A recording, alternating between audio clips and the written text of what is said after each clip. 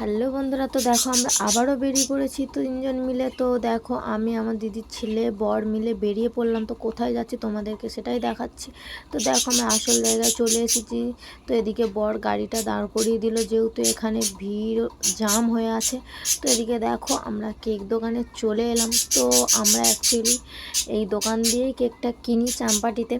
তো দেখো আমরা কেক দোকানে চলে এসেছি। তো আজকে কি আছে তোমরাও সেটা অবশ্যই বুঝতেই পারছো, আর বলা লাগবে না এক্সট্রা করে। তো যাই হোক, এদিকে আমরা কেক নেওয়াও হয়ে গেছে। তো এদিকে দিদির ছেলেও গাড়ির সামনে উঠে গিয়েছে যাবে বলে বসে। তো বাড়িতে এসে মাকে অনেক কষ্ট করে জোরজবস্তি শাড়িটা পরালাম, যেহেতু মার অনেক শরীর খারাপ। তো যাই হোক, এদিকে দিদিকে কেকটা নাম লিখতে বললাম।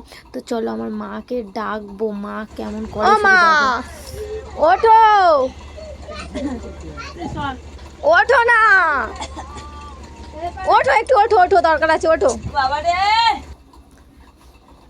তুমি খালি কি বসো, যাও মারো, খালি কি বসে আছে না কেন, যাও দিদাকেও বসো ডেকে না। নিলাম।